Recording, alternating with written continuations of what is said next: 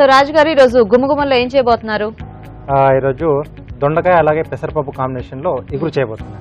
దొండకాయ పెసరపప్పు. yes basic గా దొండకాయతో మనం ఎప్పుడంటే పప్పుల కాంబినేషన్ లో ఎక్కువ చేసుకోం కదా. అవునండి. సో బాగుంటుందా టేస్టీగా? చాలా బాగుంటుంది. ఓకే ఓకే మరి గుమ్మగుమ్మలో దొండకాయ పెసరపప్పు ఇగురు.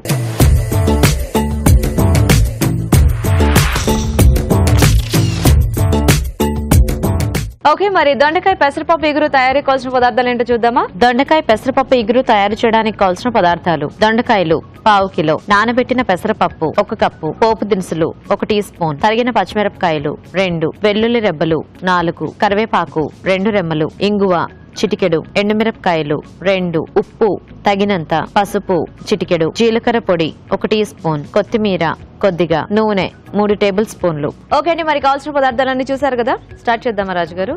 ఓకే అండి. సో ఇక్కడ ఏంటంటే దొండకాయలు ఇలా చిన్న చిన్న ముక్కలుగా కట్ చేసుకుని ఉడికించి పెట్టేసాం. అంటే ఇది చాలా టైం తీసుకుంటుంది కాబట్టి సో ముందుగా ఉడికించి పెట్టేసుకుంటే బాగుంటుంది. సో దాంట్లో ఇంకేం పసుపు ఏమి యాడ్ చేయలేదు? ఏం లేదండి. ఓకే. సో ముందుగా ఆయిల్ అండి. సో ఎక్కువ ప్రాసెస్ ఏమి ఉండదు, సింపుల్ గానే చేసుకోవచ్చు. జస్ట్ మనం పోపు వేసేసుకుని కొంచెం నానబెట్టిన పెసరపప్పు కొద్దిగా వేగితే మనకు సరిపోతుంది. పెసరపప్పు కూడా ఎలాగో మనం ఆయిల్లో వేయగానే కొంచెం అంటే నానిందే కాబట్టి ఎక్కువ టైం కూడా పట్టదు, ఏం తీసుకోదు. ఎండమిరపకాయలు. దొండకాయ అంటేనే మామూలుగా ఫ్రై ఆర్ కర్రీస్ ఎక్కువ చేస్తుంటారు కానీ పప్పులు అనేవి గబుకున్న కాంబినేషన్ ట్రై చేయరు ఎందుకో. అవునండి. పోపు దినుసులు. ఓకే. సో పచ్చిమిరపకాయలు. సో వెల్లుల్లి. సో దీంట్లో కొంచెం వెల్లుల్లి కూడా ఎక్కువ వేసుకుంటే బాగుంటుందా మనకి? బాగుంటుంది. కొంచెం ఇలా మెదిపి వేసుకుంటే ఆ ఫ్లేవర్ కూడా బాగా బయటకు వస్తుంది. బేసిక్ గా దొండకాయ కూడా ఒక డిఫరెంట్ టేస్ట్ ఉంటుంది. అంటే మనం ఫ్రైస్ అవి చేసుకున్నా కూడా అది బాగుంటుంది. అండ్ పప్పులు కాంబినేషన్ ఉంటే కూడా కొంచెం వెరైటీగా కొంచెం డిఫరెంట్ గా వస్తుంది. అలాగే కొద్దిగా కరివేపాకు. ఓకే.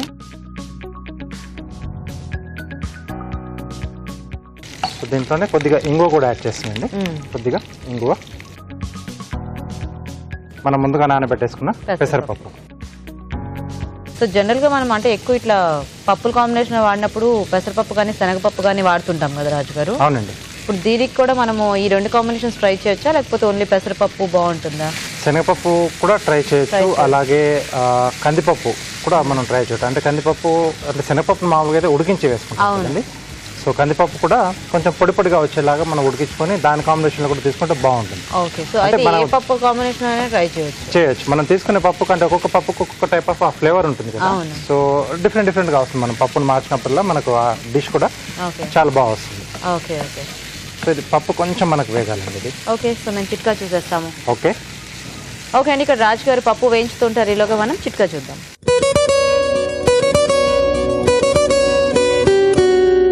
మీకోసం మొదటి చిట్కా.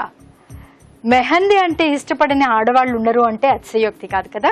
అలాగే అందరికీ మెహందీ అంటే ఇష్టం. చిన్న పిల్లలు మొదలుకొని ముసలి వాళ్ళ వరకు కూడా మెహందీ అంటే పెట్టుకుందాం అనుకుంటూ ఉంటారు.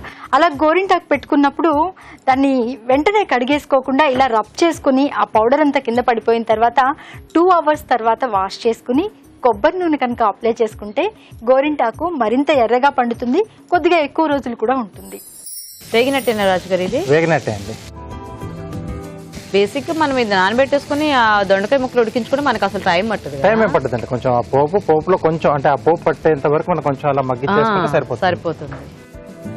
సో ఇప్పుడు దీంట్లో ఉడికించుకున్న దొండకాయ ముక్కలు, కొద్దిగా పసుపు. ఓకే. సో కావాలనుకుంటే కొంచెం పసుపు మనం దొండకాయ ముక్కలు ఉడికించేటప్పుడు కూడా యాడ్ చేసుకోవచ్చు. సో ఇక్కడ రెండింటికి సరిపడా ఉప్పు.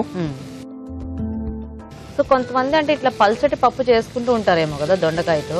అంటే మనం మామూలుగా కందిపప్పుతో చేసుకుంటాం కదా, పప్పు టమాటా ఈ టైప్ లో కొద్దిమంది చేస్తారు కదా. అవును. ఓకే అండి.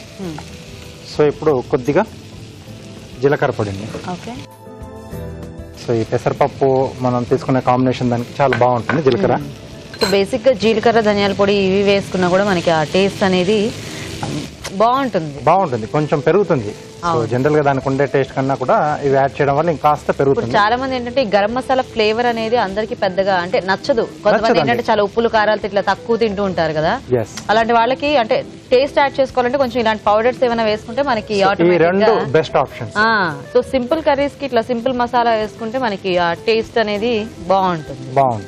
ఎందుకంటే రెగ్యులర్ గా అదే మసాలా తింటూ ఉన్నా మనకు కొంచెం గరం మసాలా బోర్ కొట్టేస్తుంది కదా, హెల్త్ పరంగా కూడా కొంచెం ప్రాబ్లం కూడా రావచ్చు. సో కొద్దిగా కొత్తిమీర. సో రెడీ అయిపోయిందండి.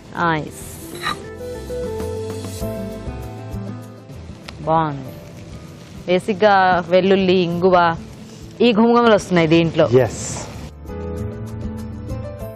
ఇది చూస్తుంటే ఉట్టిది కూడా చక్కగా అట్లా స్పూన్ వేసుకొని తినేయొచ్చు అనిపిస్తుంది హ్యాపీగా. చపాతీ లాంటి వాటిలో కూడా మనకి బాగుంటుంది.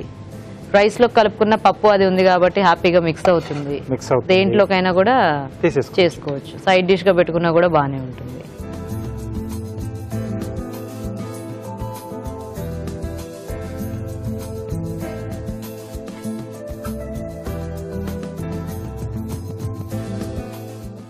ఓకే, సో పైన నుండి ఇంకొద్దిగా కొత్తిమీర. సో దొండకాయ పెసరపప్పు ఇగురు రెడీ అండి. దొండకాయ పెసరపప్పు ఇగురు రెడీ అండి. టేస్ట్ చూసే ముందు తయారీ విధానం ఇంకోసారి చూద్దాం. దొండకాయ పెసరపప్పు ఇగురు తయారు చేసే విధానం. ముందుగా దొండకాయలు తరిగి ఉడికించి ఉంచాలి. ఒక పాన్ లో నూనె వేసి ఎండుమిరపకాయలు, పోపు దినుసులు, తరిగిన పచ్చిమిరపకాయలు, వెల్లుల్లి రెబ్బలు, కరివేపాకు, ఇంగువ వేసి వేయించాలి. దీనిలో నానబెట్టిన పెసరపప్పు వేసి వేగనివ్వాలి. తర్వాత ఉడికించిన దొండకాయ ముక్కలు, పసుపు, ఉప్పు వేసి వేగనివ్వాలి. చివరిగా జీలకర్ర పొడి వేసి బాగా కలుపుకోవాలి. ఆపై కొత్తిమీరతో గార్నిష్ చేసి సర్వ్ చేసుకుంటే దొండకాయ పెసరపప్పు ఇగురు రెడీ.